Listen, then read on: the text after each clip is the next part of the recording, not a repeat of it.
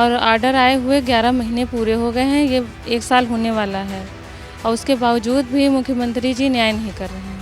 क्या supreme court के अलावा हमें इंटरनेशनल कोर्ट जाना पड़ेगा कि आपको दिखाई नहीं देता है? वैसे तो आप कहते हैं बेटी पढ़ाओ बेटी बचाओ एंड बेटी को धरने पे बैठाओ, ये आपका स्लोगन है।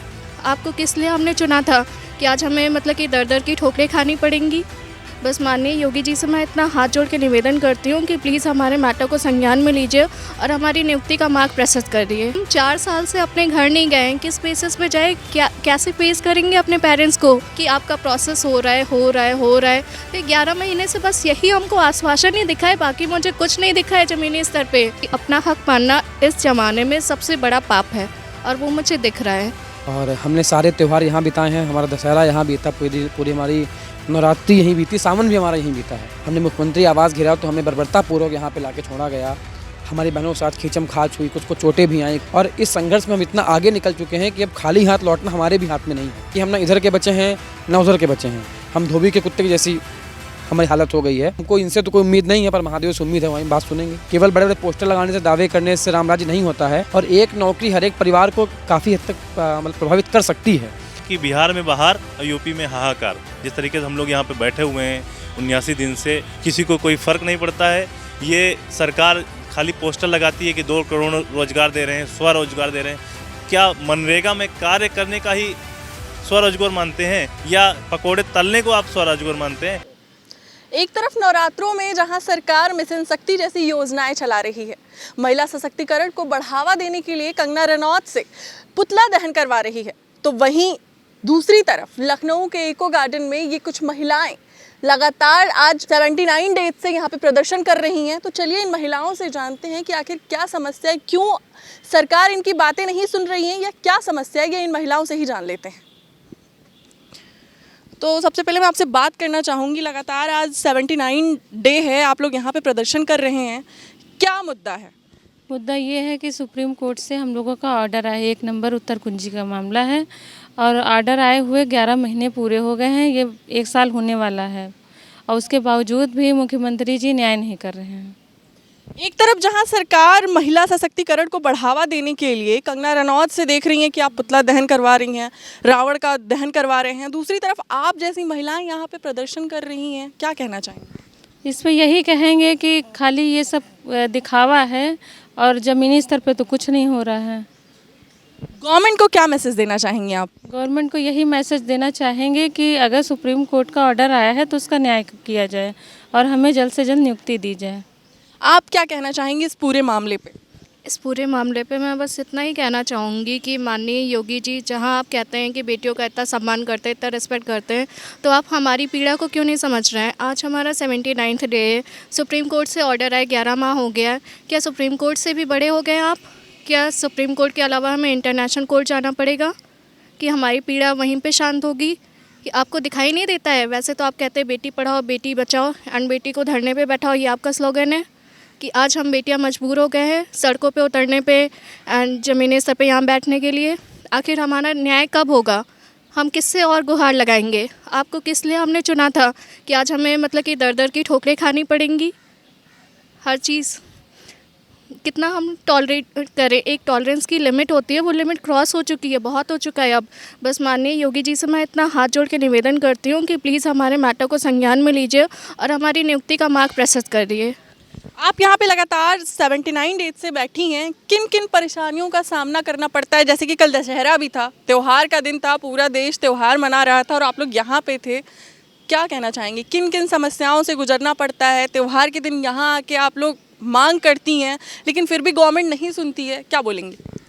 मैं बस इतना कहना चाह रही हूँ कि जैसे कि हमें काफ़ी दिक्कतों का सामना करना पड़ा है। यहाँ पे वॉशरूम इतनी दूर है, बाकी और हमारी बहनें हैं वो बेहोश हो चुकी हैं, सबकी तबीयत ख़राब है, इसीलिए संख्या इतनी कम आपको दिख रही है।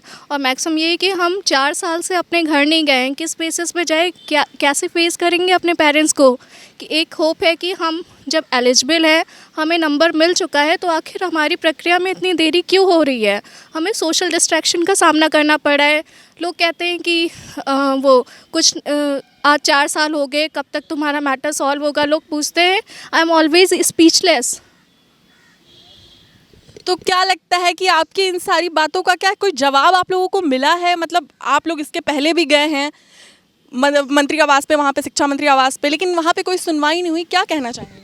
वहाँ पे बस हमें आश्वासन दिया जाता है कि आपका प्रोसेस हो रहा है। तो 11 महीने से बस यही हमको आश्वासन ही दिखा है, बाकी मुझे कुछ नहीं दिखा है ज़मीनी स्तर पे। सीएम आवास का घेराव किया था तो आप लोगों के साथ काफ़ी बर्बरतापूर्वक व्यवहार किया गया था, उस पे क्या कहना चाहेंगी कि मतलब क्या उत्तर प्रदेश में अपना अब हक मांगना गुनाह सा हो गया है, ऐसा लग रहा है, क्या कहना? बिल्कुल लग रहा है मुझे कि अपना हक मानना इस ज़माने में सबसे बड़ा पाप है, और वो मुझे दिख रहा है। क्योंकि अगर ऐसा नहीं होता तो एटलीस्ट सरकार को अभी तक आ जाना चाहिए था। योगी जी को हम लोग किस लिए लाए थे कि आज हमें ऐसा दिन देखना पड़े कि ये सुप्रीम कोर्ट से बड़े हो गए। यहाँ पे हमारे साथ कुछ और अभ्यर्थी मौजूद हैं, तो चलिए उनसे भी बात कर लेते हैं और उनसे भी जानते हैं कि उनकी और क्या क्या समस्याएं हैं जो आज ये 79 डेज से यहाँ पे बैठ के लगातार प्रदर्शन कर रहे हैं, लेकिन सरकार के कान पे जूं तक नहीं रेंग रही है। क्या कहना चाहेंगे, चलिए उनसे ही बात करते हैं। बताइए क्या कहना चाहेंगे, आज लगातार 79 डे है आप लोग यहाँ पे प्रदर्शन कर रहे हैं, कल त्यौहार का दिन था फिर भी आप लोग यहाँ पे थे, क्या कहना चाहेंगे? जहाँ तक मैडम त्योहारों की बात है तो जन्माष्टमी से लेकर के 15 अगस्त, रक्षाबंधन, और हमने सारे त्यौहार यहाँ बिताए हैं। हमारा दशहरा यहाँ बीता, पूरी हमारी नवरात्रि यहीं बीती, सावन भी हमारा यहीं बीता है। और हमारे माननीय सर्वोच्च न्यायालय के आदेश को आए हुए 9 नवंबर से 1 साल पूरा होने वाला है। ये किसी शासन प्रशासन के लिए, पूरे प्रदेश के लिए हास्यास्पद और दुख की स्थिति है कि न्याय की सबसे बड़ी संस्था ने जो आदेश दिया है, लगातार शासन उसका पालन करने में हीला हवाली कर रहा है। हमारी कहीं सुनी नहीं जा रही है। जैसा मेरी बहन ने बताया, अभी हमने मुख्यमंत्री आवास घेरा तो हमें बर्बरतापूर्वक यहाँ पे लाके छोड़ा गया। हमारी बहनों के साथ खींचम खाच हुई, कुछ को चोटें भी आई, कुछ हमारे जो साथी थे उनको भी चोटें आई, उनको मारा भी गया, चोटें आई। पर उस सब के बाद भी हम यहाँ पे डटे हुए हैं, क्योंकि हमें कहीं ना कहीं ये उम्मीद है कि किसी दिन, कोई दिन तो ऐसा होगा, अगर हर दिन उनके पाले में जा रहा है तो कभी हमारे पाले में आएगा कि हम अपनी नियुक्ति को लेके अपने घर जा सकेंगे। और इस संघर्ष में हम इतना आगे निकल चुके हैं कि अब खाली हाथ लौटना हमारे भी हाथ में नहीं है। अगर हम यहाँ से बिना कुछ प्राप्त किए अपने घरों को जाएंगे तो क्या मुँह दिखाने जाएंगे उनको, या अपने पापा मम्मी को, अपने सगे संबंधियों को क्या बोलेंगे जा करके, जिनको ये उम्मीद है कि हमारे घर के लोग 80 दिन से यहाँ बैठे हुए हैं तो कुछ प्राप्त करके आएंगे।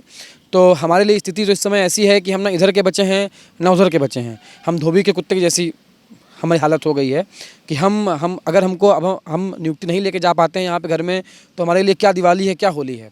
इससे अच्छा हम यहीं बैठे रहें, अपने हम घर ही न जा पाएँ। तो ऐसी स्थिति है। ये बात अधिकारियों को, शासन को सोचनी चाहिए कि हम भी उनके ही प्रदेश के बच्चे बच्चियाँ हैं। हम कोई MP से, बिहार से या फॉरेन से नहीं आए हुए हैं। हम कोई नाजायज़ मांग भी नहीं कर रहे हैं। एक सुप्रीम कोर्ट का आदेश है, उसका पालन आपको करना ही है, वो आपके ऊपर बाइंडिंग है। आप उसको लटका करके हमारे जीवन से खिलवाड़ कर रहे हो अपने AC कमरों में बैठ के। आपके लिए तो ये कोई छोटी मोटी चीज़ होगी, पर अगर यहाँ आके देखो तो 1200 परिवारों की बात है। आपकी एक कलम से 1200 परिवारों के घरों में खुशियाँ आ सकती हैं, सबकी दिवाली बन सकती है। पर हमको इनसे तो कोई उम्मीद नहीं है, पर महादेव से उम्मीद है, वहीं बात सुनेंगे। एक और बात मैं आपसे पूछना चाहूँगी कि जैसे कि 2024 इलेक्शन नज़दीक है और यहाँ पे सरकार तरह तरह की योजनाएं चला रही है, महिला सशक्तिकरण की भी बात करती है, लेकिन आप एक बात बताइए कि क्या इतने दिन से आप लोग यहाँ पे प्रदर्शन कर रहे हैं, अभी तक कोई सुनवाई नहीं है? क्या इलेक्शन के मद्देनज़र सरकार क्या आपकी मांगों को सुनेगी या नहीं सुनेगी, क्या लगता है? मुझे उम्मीद तो नहीं है, क्योंकि ये सरकार वो है जिसको हम और आप खुद चुन करके लाए थे। इतने अगर बहुमत से लगातार दूसरी बार सरकार बनती है तो ऐसा नहीं है किसी एक वर्ग विशेष का साथ नहीं है। ये सरकार हमारे आपके वोटों से आई थी और बड़ी उम्मीद से हम लोगों ने जो है बाबा जी को मुख्यमंत्री बनाया था कि हमको ऐसा बताया गया कि वो बड़े कठोर छवि के हैं, न्यायप्रिय मुख्यमंत्री हैं, तो सब काम अच्छे से करेंगे। और रामराज जी की आप देखेंगे, लखनऊ में घूमेंगे जगह जगह आपको रामराज पोस्टरों में दिखता हुआ मिलेगा। पर सच्चाई देखनी है तो इको गार्डन आइए और रामराज जी की कलई आपको खुलती हुई मिलेगी। आपको जगह जगह रामराज बिखरा हुआ मिलेगा कि क्या रामराज्य है। केवल बड़े बड़े पोस्टर लगाने से, दावे करने से रामराज्य नहीं होता है। अभी हमारे देश ने नारी शक्ति वंदन अधिनियम बिल पास किया है और महिलाओं का क्या हाल है आप देख ही रही हैं। देश चंद्रयान पे पहुंच चुका है, तब भी महिलाओं का क्या हाल है आप देख ही रही हैं। यहाँ हमारी कई बहनें बेहोश हुई, आज तक कोई पूछने नहीं आया। न शिक्षा मंत्री, न उप मुख्यमंत्री, न कोई मंत्री, सांसद, विधायक, कोई पूछने नहीं आया कि यार क्या बहन बेहोश हुई है, बहनों को चोटें आई, को देखने नहीं आया। उल्टा हमको ही दोषी साबित किया गया। तो ये सब बातें हैं, ना नारियों का सम्मान है, न पुरुषों का सम्मान है, और ऐसी चीज़ में जिसमें हमारी कोई मांग नाजायज़ नहीं है। ये हास्यास्पद है कि हम कोई रॉकेट साइंस की बात ही नहीं कर रहे हैं। हमने कभी नहीं कहा कि हमको चांद पर भेज दिया जाए। हम तो ये कह रहे हैं कि जिसके लिए हम लड़े थे, जिसको माननीय सुप्रीम कोर्ट ने सही माना है, वो हमको दिया जाए। पर उसको देने में इतनी हीला हवाली है तो काहे का नारी सम्मान और किस बात का हमारे बच्चे बच्चियाँ, यहाँ के बच्चे जाके बिहार में नौकरी पा रहे हैं और हम लोग 5 साल से एक ही जगह पर अटके हुए हैं, तो हम किसके लिए बात करेंगे? हम तो अपने लिए बात करेंगे।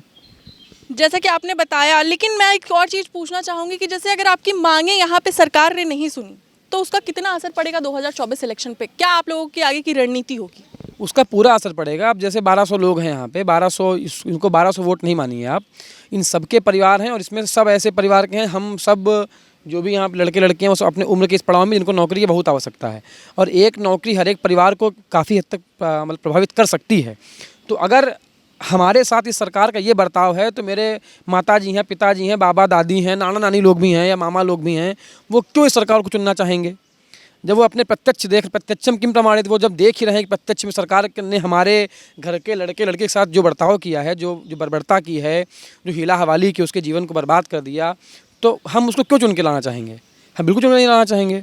और जब हमारे घर पे सांसद जी, माननीय विधायक जी वोट मांग जाएंगे तो हम बताएंगे क्या रहा है चुनाव। तो चलिए आइए और लोगों से भी बात कर लेते हैं और भी अभ्यर्थियों से जानते हैं कि आखिर उनकी क्या राय है। क्या बोलना चाहेंगे आप इस पूरे मामले पे? देखिए, बस इतना ही बोलना चाहते हैं कि हमारे माननीय मुख्यमंत्री योगी जी हमेशा से उनका स्टेटमेंट रहा कि हम योग्यता देखते हैं, हमें योग्य शिक्षक चाहिए। तो हमारी योग्यता को 1 वर्ष पहले सुप्रीम कोर्ट ने बता दिया है कि ये लोग योग्य हैं, इनको नियुक्ति दीजिए। तो सुप्रीम कोर्ट के मुहर लगने के बाद भी अगर हमारे आदेश का पालन नहीं हो रहा है और अगर अधिकारी लोग हमारे आदेश का पालन नहीं कर रहे हैं तो ये अब इस पर कोई कुछ बोला ही नहीं जा सकता है। ये पूरे समाज के लिए बहुत बड़ा कह सकते हैं कि आने वाले भविष्य में भी और वर्तमान में भी ये एक बहुत चिंता का विषय है हमारे समाज में कि सुप्रीम कोर्ट के आदेश के 1 साल हो गए और उसका पालन नहीं कर रहे हैं। और उसका पालन क्यों नहीं कर रहे हैं, उसके लिए अलग अलग तरीके से सिर्फ एक जो अधिकारी महोदय हैं काम ना करने की वजह से नहीं कर रहे हैं। जैसा कि आपके अभी मित्र ने बताया, आप लोग यहाँ पे 79 डेज से बैठे हैं।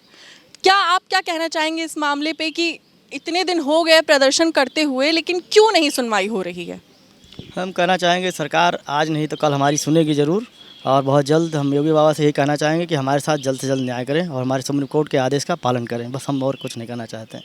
आप क्या कहना चाहेंगे, आखिर क्यों नहीं सुनवाई हो रही है? सरकार क्यों नहीं आप लोगों की मांगों को सुन रही है, आपकी बातें सुन रही है, जबकि सुप्रीम कोर्ट से फैसला आया है लेकिन फिर भी सरकार आपकी बातें नहीं सुन रही है, क्यों? हम तो यही कहना चाहेंगे कि ये सरकार के कान और आँख बंद हो चुके हैं और जो कान और आँख का कार्य है वो अधिकारीगण कर रहे हैं और अधिकारियों के अत्याचार को जो है बराबर सरकार माफ़ कर रही है। जिस तरीके से आप देख रहे हैं कि बिहार में बम्पर भर्तियां चल रही हैं और 3-3 महीने में एक भर्ती, बड़ी अच्छी खासी बड़ी भर्ती को निपटाया जा रहा है। मतलब एक तरीके से यही कहा जा सकता है कि बिहार में बहार और यूपी में हाहाकार। जिस तरीके से हम लोग यहाँ पे बैठे हुए हैं 79 दिन से लगातार, वो भी अपने हक जायज़ मांग के लिए कि हमारा सुप्रीम कोर्ट का आदेश है उसका पालन कर दिया जाए और जो आदेश के अनुसार जो चीज़ें हों वो की जाएं। हम ये नहीं कह रहे कि मैं अगर एलिजिबल हूँ तो मुझे नौकरी मिले, मैं ये कह रहा हूँ कि जो सुप्रीम कोर्ट का आदेश है उसका पालन करिए। लेकिन किसी के द्वारा एक भी स्टेप आगे नहीं बढ़ाया गया। 79 दिन में हम लोग बस भूखे मरें, जिए, कैसे भी रहें, किसी को कोई फ़र्क नहीं पड़ता है। ये सरकार खाली पोस्टर लगाती है कि 2 करोड़ रोजगार दे रहे हैं, स्वरोजगार दे रहे हैं। क्या मनरेगा में कार्य करने का ही स्वरोजगार मानते हैं या पकोड़े तलने को आप स्वरोजगार मानते हैं? अगर यही रोजगार है, तो भाई हमें भी पकोड़ा बनाने की ट्रेनिंग दीजिए कि हम भी यहाँ ट्रेनिंग लेंगे पकोड़ा बनाने की, हम भी पकोड़ा बनाएंगे इको गार्डन में बैठ के। पढ़ाई लिखाई क्यों पढ़ाई लिखाई की भाई, क्यों इतने कोर्स हैं? आप इन सभी कोर्सों को बंद कर दीजिए। जितने BTC, DLED, B.Ed, जितने भी एक्स्ट्रा जितने भी कोर्स हैं उनको सबको बंद कर दीजिए। जब भाई आपको रोजगार देना ही नहीं है किसी तरीके का तो क्या मतलब है इनका? जो कोर्स हैं, जैसे अब अगर हम कल को MBA कर लेते या हम BTech कर लेते तो हम हो सकता था एक बार 10-15 हज़ार की नौकरी कर लेते जाके। 10-15 हज़ार में ये होता है कि हम जो है खाली अपने जीवन को चला सकते थे कि हाँ ठीक, हम सांस ले रहे हैं, खा रहे हैं कुछ। बाकी 10-15 हज़ार में आजकल कुछ नहीं होता। इतनी महंगाई बढ़ गई है कि इंसान चाहता है कि अच्छी उसको रोज़गार हो या उसके पास अच्छा आमदनी हो तो वो अपना घर परिवार चला सके, क्योंकि एक इंसान के नौकरी पर निर्भर उसके 4-5 सदस्य और भी रहते हैं। हर परिवार का यही हाल है और यूपी सरकार का तो हाल इतना बेढंगा हो गया है कि इनको खाली रोजगार पेपर में दिखता है, अखबार में दिखता है, धरातल पे कहीं पे भी रोजगार नहीं है। पिछले 5 साल हो गए, नई शिक्षक भर्ती नहीं आई। अगर नई शिक्षक भर्ती ही आ जाती तो क्या पता हम ही लोग उसमें चयन पा जाते। ये 5 साल से हम क्या इंतजार करते हैं भाई? बीटीसी है हमारे पास। बीटीसी का एक ऑप्शन का सिर्फ होता है कि आप प्राइमरी में शिक्षक बनना। अब प्राइमरी की एकमात्र भर्ती यूपी में निकली थी 2018 दिसंबर 2018 में जीओ आया था उसका, और जनवरी 2019 में पेपर हुआ था। उसके बाद एक भी भर्ती आई नहीं है। तब से हम लोग बस भटक रहे हैं। हमारा लगभग 2.5 साल होने जा रहा है। हम डबल बेंच से केस जीते थे, उसके बाद 7 महीने बाद ये लोग सुप्रीम कोर्ट गए, तो सुप्रीम कोर्ट से भी हम लोग जीते 9 नवंबर 2022। 1 साल धीरे धीरे उसको भी होने जा रहा है। तो हमें तो ये सबसे हास्यास्पद लगता है कि कहाँ पर से आप ये सरकार रोजगार देना चाहती है, तो रोजगार छीन रही है हम लोगों का। अगर रोजगार देना ही चाहती तो यही जो डबल बेंच का आदेश 2.5 साल पहले आया था, 2.5 वर्ष पहले, तो ये तब तक हमें रोजगार दे दिए होते, हम लोग भी अपने घरों में होते और अध्यापन कार्य कर रहे होते। आपसे पूछना चाहूँगी, लगातार इतने दिन हो गए आप लोग को यहाँ पे प्रदर्शन करते हुए, तो क्या लगता है कल का त्यौहार भी आप लोगों ने यही मनाया, दिवाली आने वाली है, क्या लगता है कि सरकार आपकी मांगों को पूरा करेगी, दिवाली में आप लोगों को तोहफा देगी? क्या उम्मीद करते हैं? क्या सरकार से तो बहुत उम्मीदें हैं, क्योंकि दिवाली तो आ ही रही है, लेकिन हमारी असली दिवाली तभी मनेगी जब हमें नियुक्ति पत्र मिल जाएगा। और मुख्यमंत्री जी ही एकमात्र एक विकल्प है हमारे लिए, क्योंकि हम लोग पिलर टू पिलर हर जगह हुए हैं, पर लेकिन हमारी जो उम्मीद है वो हर जगह खंडित हुई है। पर लेकिन आखिरी उम्मीद बाबा जी हैं, वही हमारी कुछ कर सकते हैं। और बाकी जो शासन के अधिकारी हो गए, इन लोगों का कोई भी हमारे प्रति कोई भी रुझान नहीं है, कोई भी इंटरेस्ट नहीं है कि हमें हमारी जो चयन प्रक्रिया है उन्हीं के द्वारा लंबित की जा रही है। बाकी आखिरी उम्मीद बाबा जी से, वही हमें आशीर्वाद देंगे और इस रात की सुबह ज़रूर होगी, एक ना एक दिन ज़रूर होगी। तो ये थे हमारे साथ 69,000 शिक्षक भर्ती के अभ्यर्थी, जिन्होंने अपनी बातें बताई और सरकार से ये गुहार लगाई है कि कहीं ना कहीं बाबा जी इनकी बातें ज़रूर सुनेंगे, यानी इस सूबे के मुखिया योगी जी इनकी बातें ज़रूर सुनेंगे और इनकी मांगों को ज़रूर पूरा करेंगे। कैमरा पर्सन विवेक के साथ मैं अंजलि सिंह।